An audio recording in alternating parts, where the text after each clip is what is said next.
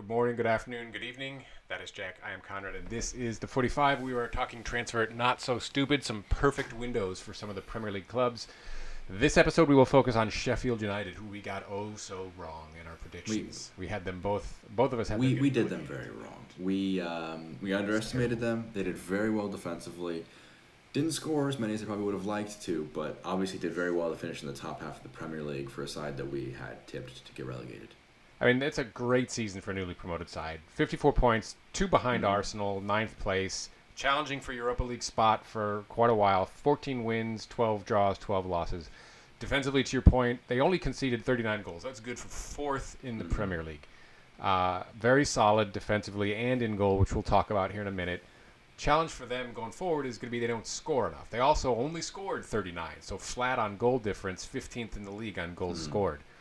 Dean Henderson probably headed back to Manchester United.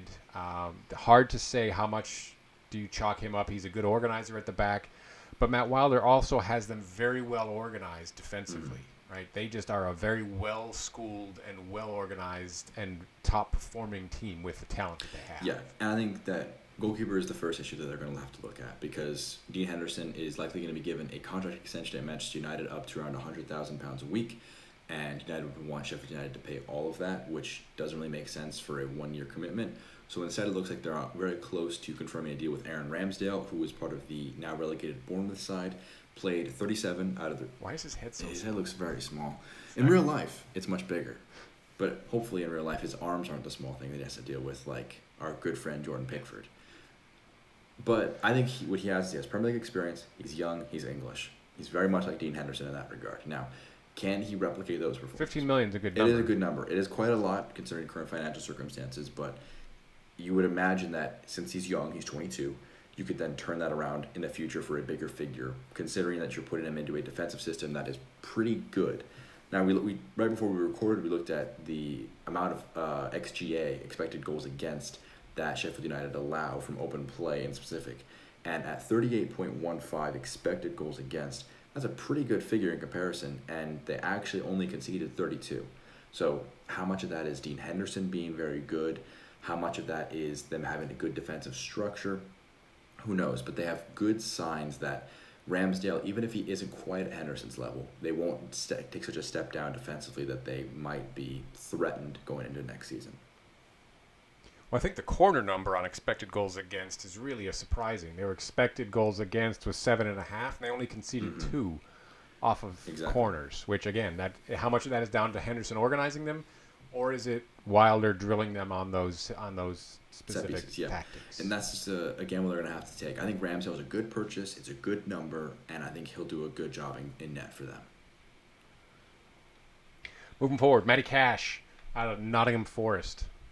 They want $15 million for the right back. This is the case of Sheffield United now getting punished for being a Premier League club because originally they were looking at they offered £6 million for him.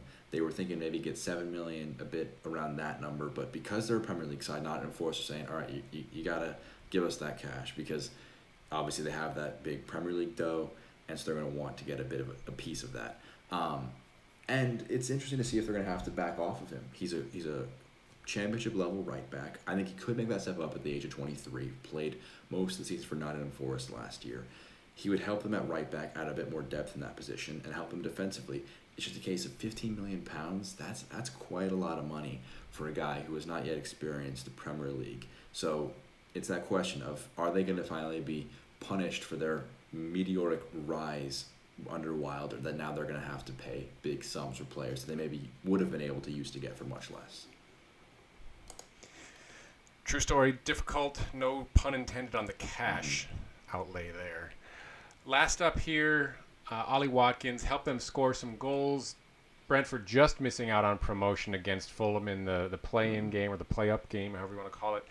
But $25 million It's a lot. is what they want. Same thing. Brentford are saying, well, we're going to try and run it back next year, try and make another run to get into the Premier League, so let's keep hold of our main guy. Scoring 26 goals last year in the championship, I believe was good for first in the league. So he obviously was a championship level goal scorer. English again, 24. Could he make that leap up to the Premier League level? I think he probably could.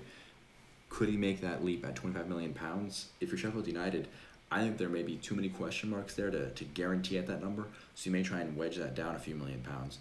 But what he would be is he would be an addition to an attack that, as we mentioned at the beginning, needs to score some more goals. I think defensively that they are set up well enough to not fall off, but if they can add some more productivity on the offensive end, they could really make a step forward as an overall team.